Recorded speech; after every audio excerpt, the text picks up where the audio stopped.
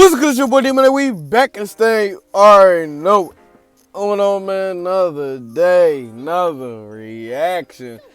Dollar boys, I'm gonna keep it a bean. I was about to not react to this. And then I look, I'm like, you know what? That nigga Durk is in this shit. I gotta react to it. Even though when they say OBlock, you like, yo, just because Durk say OBlock in his songs don't mean that this don't. Bro, I ain't gonna lie. They probably trying their best to connect all this shit that's going on to him because he the one with the status. I'm trying to tell y'all niggas. I'm gonna keep it a bean.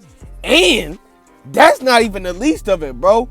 Apparently, these niggas telling like, shit, I don't know if I wanna do 50 years, bro. Cause my boy over there said that he had shot that nigga in the head. And he was telling us like, yeah, I had shot him first. And I was like, oh damn, really? So he shot him. They tell him, bro. Smash that like button, bro. It's looking crazy. See what the fuck going on, man. Let's get it. The topic that has been generating a lot Rest of in buzz peace to in Duck, recent man. I weeks hate is the hearing about trial this of shit. OBlock 6.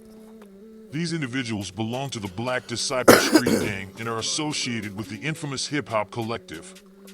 I briefly touched on this trial in a previous video on my channel. The OBlock 6 trial has gained significant attention, and I'm actively looking for updates on the story. It's a major news event, and some new legal documents have been released. I must admit that I haven't had a chance to go through these documents thoroughly, so I thought it might be a good idea to skim through them together to get a better understanding of the situation. One of the documents, Document 1, is a hefty 68-page report that delves into the events leading up to the murder of Duck, also known as Colton Weekly or FBG Duck. It seems like this document was shared on a website called Oncology. Although I won't have time to dissect the entire document, I'd like to highlight some key points. The document provides a comprehensive overview of the conspiracy to murder FBG Duck, which is intertwined with racketeering activities of the OBlock gang. While much of the information isn't entirely new, the level of detail and specificity in the document is striking. You know what? I'm sorry. I'm not going to pause it too much after this, but I got to ask this question. Chicago niggas, I know y'all used to killing each other in that little circle that y'all got and don't nobody give a fuck. But y'all really thought that niggas outside of Chicago don't look into murders, my nigga? Not to mention, this is a big name nigga. Y'all couldn't have knocked off anybody else? I'm so pissed Duck is dead, man. I'm pissed he can't do interviews. I'm pissed. I would have loved to see this nigga talk and be on the platform that he was. I am so pissed. For instance, it reveals that FBG Duck was shopping for his son's birthday at Milani Boutique on the Gold Coast at 3:59 Caught this p.m. nigga lacking, Ralph man, Turpin, trying to get who some alerted shit the for his OBlock gang kid. to Duck's presence, entered the I'm boutique pissed. and identified him. I hate This that nigga incident violence highlights sometime, the man. ongoing conflict between the gangster disciples, GDs, and the black disciples, BDs, which is well established. As soon as Duck was spotted, Ralph Turpin made a phone call inside the boutique to call rival gang members to downtown for an intended hit on Duck. While this might be a familiar narrative, the document underscores the chilling reality of someone spotting a target and immediately orchestrating a plan to take their life. The document describes how the black disciples scrambled to make their way downtown, racing to confront Duck. When they caught up with him outside the Dolce & Gabbana store, they fired 38 shots in just 12 seconds, hitting Duck 16 times. Damn, It's a they were horrifying 50% and from the chaotic field. scene, reminiscent of something from the Wild West. What's particularly striking is the post-murder activities. One individual, Los, had purchased a Ford Fusion just a week before the murder. Yet, immediately after the killing, he returned the car to the dealership. This detail paints a vivid picture of how swiftly these individuals reacted after a crime. Whether he returned the car for a refund or a trade-in remains unclear, but the sense of urgency and lack of hesitation is noteworthy. This insight into the sequence of events and the individuals involved offers a stark perspective on the lives of those embroiled in these situations, making it a surreal and unsettling glimpse into a world far removed from ordinary experiences. In any case, there's an astonishing revelation regarding Ralph Turpin, the individual who set up the situation inside the boutique. He was reportedly caught on audio confessing to his actions, unaware that he was being recorded. It's an incredible turn of events. This portion of the document provides a more general overview of OBlock as a gang, shedding light on the group's dynamics. Notably, some of the cooperating witnesses testified about the leaders of OBlock. They mentioned figures like Boss Top, a prominent rapper and influential member of the OBlock collective. Then there's Durk, known for grabbing cameras from vloggers outside OBlock and recently stirring controversy by announcing a relationship with the widow of Lil Durk's brother. BJ, another significant OBlock affiliate, as well as Charles Liggins and Devin Bennett, including Mr. King Von himself. Yup. Interestingly, the indictment highlights the idea that if King Von were still alive, he might have been perceived as the kingpin of the operation, the central figure in all this. This speculation raises questions about potential allegiances and the stance of King Von, considering his strong lyrical stance against snitches and informants. What makes this document intriguing is, you know, I love that nigga Von. I do. I don't like how he did my boy like that, but it is what it is. But I hate when niggas act like Von really wasn't, like, different. Like, bro, the nigga loved killing the ops, bro. It wasn't just about killing a nigga. You like, nah, bro, it gotta be the ops. If this nigga's killing the ops, bro, that nigga's having the best day ever, bro. That shit better than, bro, that shit was like Perky's, bro. Real shit. I'm not gonna lie. I hate when niggas act like this nigga wasn't a serial killer. Technically, my nigga, he is. What's we talking about? He hit all the credentials. Just because he from the hood don't mean he can't be like that, bro. That nigga's brain was wired different. Once he seen, oh shit, I could do this shit and ain't nothing gonna happen? What? I'm gonna do it again. Let me see. Oh, I can do it again and it ain't gonna happen? I'm trying to tell y'all, bro. Something was wrong with him. Something was wrong with him. that it presents the police's perspective on OBlock's activities. While some may argue that OBlock is just a tight-knit group or hip-hop collective, the government and this indictment paint a different picture. According to a cooperating witness, OBlock members supposedly earned their income through burglaries, robberies, drug sales, and controlled the drug trade within Parkway Gardens, which is OBlock's territory. Additionally, they allegedly used vacant apartments, often referred to as bandos, to store firearms and narcotics. What? According to the testimony, no one can sell drugs in OBlock without the permission of OBlock members. This document challenges the notion that OBlock is merely a music-related entity and instead portrays it as a well-structured organization involved in various criminal activities. Despite what might be seen on social media or in the music, these allegations present OBlock as a serious, old-school organized crime group controlling the drug trade in their area. The contrast between the public image and the legal language used in the indictment is indeed intriguing. Furthermore, it's suggested that OBlock members are expected to engage in shootouts with rival gang members as a means of rising through the ranks, aside from amassing wealth from drug sales or music ventures. This revelation underscores the harsh reality of the gang dynamics within OBlock, where violence and criminal activities appear to be the primary pathways to advancement. This indictment is a complex piece of legal documentation that, in essence, ties the music created by these individuals to their alleged criminal activities.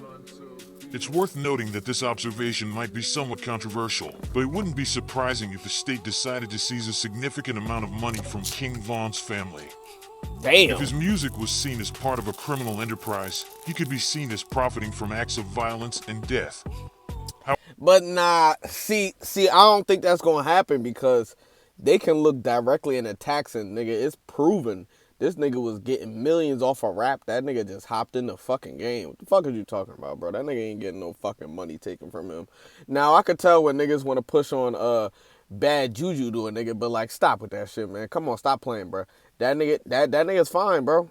He's fine. Don't worry about him. He had his bread. However, it's a critical point to consider that artists like King Von were not just making music. Even though he was damn crazy. According to the indictment, they were involved in criminal enterprises and, as it's alleged, were profiting from actual murders and taunting deceased individuals like Tuka, Man, and Duck.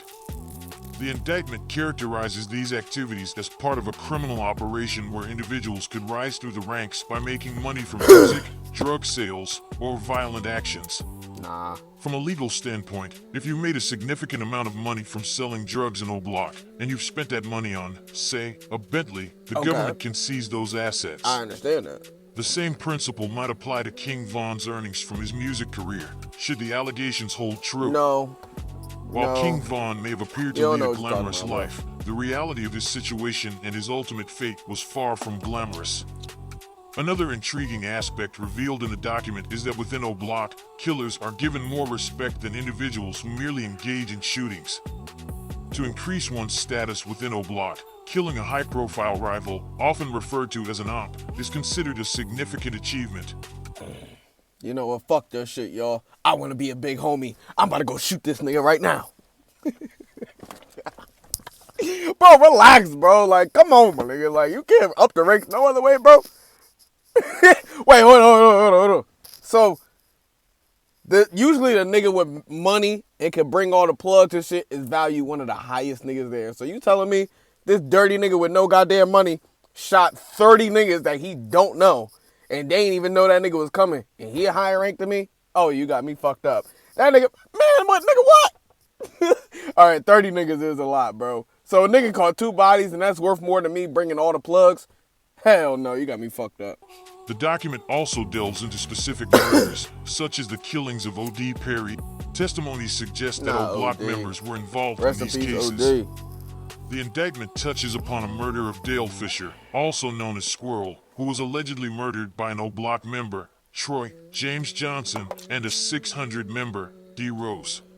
Oh, This illustrates D-Rose, how the y'all document heard about openly that. discusses individuals from different gangs, and it's possible that more charges could be added to various individuals as the investigation unfolds.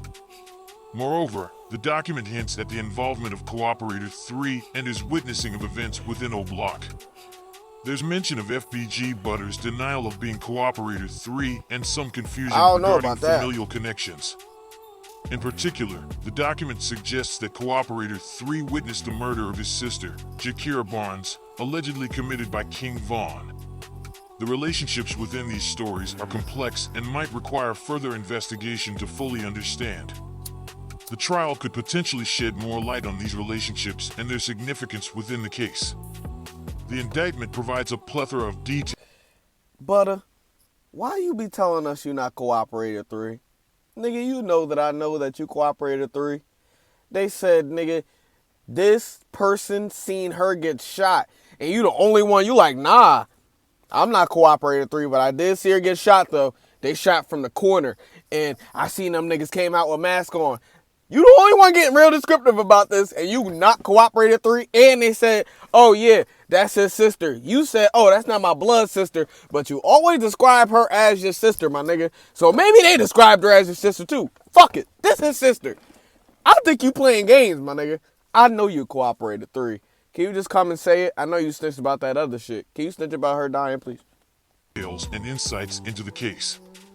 It reveals that OBlock, You know I love the you, Black brother. I just want Disciple you to say. faction, had affiliations with other gangs like 600 and Lamron, particularly based on 64th Street of Normal Boulevard in the early 2010s.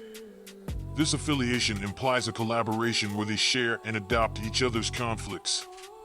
Notably, Lil Durk, known as Mr. Lamron, is deeply intertwined with this network.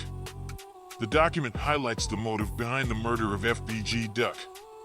It suggests that the individuals involved conspired to kill him not only to eliminate a rival, but also to enhance their status within OBlock. This is often referred to as gaining clout or reputation, and the indictment emphasizes that this was a primary driving force for their actions. It's revealed that the individuals involved were in such a hurry to carry out the murder that they didn't adequately consider the evidence they were leaving behind. They were captured on Chicago police license plate reader devices, and photographs of their cars traveling to the murder scene were obtained. Dumbass dude. Furthermore, text messages are provided, showing discussions about carrying out the crime. The document goes on to describe the behavior that of Chicago Ralph Turpin, shit, man. who was instrumental in identifying FBG Duck's location before the murder. Turpin's agitated state was so evident that a security guard at Montclair began recording him. This recording serves as evidence, indicating how enthusiastic he was about the impending hit. Turpin this even bitch was brought Lil getting Durk's fucked. brother, known as D-Thing, into the situation, further implicating those associated with OBlock. The document describes the extensive involvement of Turpin, who not only initiated the plan, but also stood across the street making phone calls and even watched FBG Duck die in the street. His actions played a pivotal role in the events that transpired. I hate that nigga, man. The indictment also mentions that the woman who was with FBG Duck during the attack fired back at the assailants, injuring some of them. The details regarding this aspect are not publicly disclosed due to significant reasons. Shorty a real one from busting back at the bitch ass niggas that popped him. Real shit. Real shit. I'm gonna keep it a bean. And she tried to say, yeah, it was his gun. Baby girl, it was jammed, baby. I ain't gonna lie. If you would have went and grabbed his gun and ran away, I ain't gonna lie. Yo ass might have got popped too. I am not gonna lie. You ain't leave with no gun, nothing. Baby girl, that was your gun. But you know what? We gonna give you the MVP because you a real ass bitch. Real shit. The document provides a comprehensive timeline of events, including the purchase of the Ford Fusion used during the crime, demonstrating how meticulously the prosecution has built its case. It is clear that the evidence against the defendants is substantial, making it a challenging case for them to contest. Overall, the document offers a detailed and compelling narrative of the events surrounding FBG Duck's murder, highlighting the motivations, affiliations, and actions of those involved, with a wealth of evidence to support the prosecution's case. Los acquired the vehicle under false pretenses, fabricating his employment status and providing counterfeit pay stubs to secure the purchase. Oh shit. Interestingly, he was exposed on August 3rd, 2020, just a day before the murder of FBG Duck. Oh shit. This You timing mad. seems purely coincidental, as Los had no way of knowing what was about to unfold. An employee from the dealership that sold him the car began questioning the legitimacy of his financing. Oh shit. The dispute between them extended until August 4th, the day of the murder. Seizing the opportunity, Los promptly returned the car to the dealership, as his fraudulent financing had been challenged. Cell phone records and photographs from the car dealership show that Los messaged an employee merely 9 minutes after the murder, declaring his intention to return the vehicle. Oh shit. This sequence of events is bewildering, as it demonstrates how rapidly he transitioned from participating in a homicide to returning the car. At the dealership, Los arrived less than an hour after the murder, with his baby mama accompanying him. Not the He baby returned moms. the car, seemingly unfazed by the heinous act committed only an hour earlier. Around a year later, Los learned from a YouTube video that the police scanner audio had revealed the use of an officer's Ford Fusion in the crime. A witness shared this video with Los' baby mama. In response, Los expressed concerns about people reveling in his potential downfall and suggested that they were motivated by a desire to be with his girlfriend.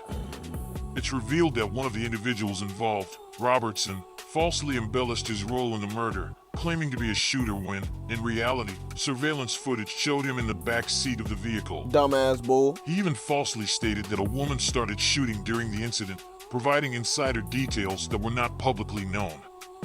This suggests that individuals associated with the case were discussing their involvement and inflating their roles, unaware that their conversations could incriminate them. These intricate details and developments are pivotal in understanding the sequence of events leading up to and following FBG Duck's murder, shedding light on the intricate web of connections and actions taken by those involved. It's astonishing how individuals involved in the crime were recklessly discussing the details and their roles. This level of self-incrimination, braggadocio, and carelessness is extraordinary. One of the participants falsely embellished his role in the murder, claiming to be a shooter when surveillance footage revealed otherwise. He provided intricate inside information, details only someone present during the crime would know. These discussions exposed the extent of their involvement. This individual made several statements revealing non-public details about the crime, including the use of a Chrysler 302 cars, the connection between Dipset and OBlock, and King Von's alleged order for Duck's hit. The manner in which this Damn, man. What didn't you tell, nigga? The only thing you ain't say is, nigga, where my mom live at. The fuck you, nigga, what else could you tell, nigga? He ran out of shit to talk about. He was like, damn, I don't got nothing else to tell y'all, but when I got more, I got y'all. I'm coming right back. Bitch ass nigga. Come on, nigga. The name, nigga, maybe you should have did that, dude. Hoe ass nigga. Come on, man. Yeah, you know what? We gonna end it right there. Let me know if y'all want a part 2. Smash that like button. Love my gang. We do this shit every day. This shit ain't changed. I got my shit hacked, but it is what it is. It don't change nothing. Love the game. Catch y'all next one, man. Peace.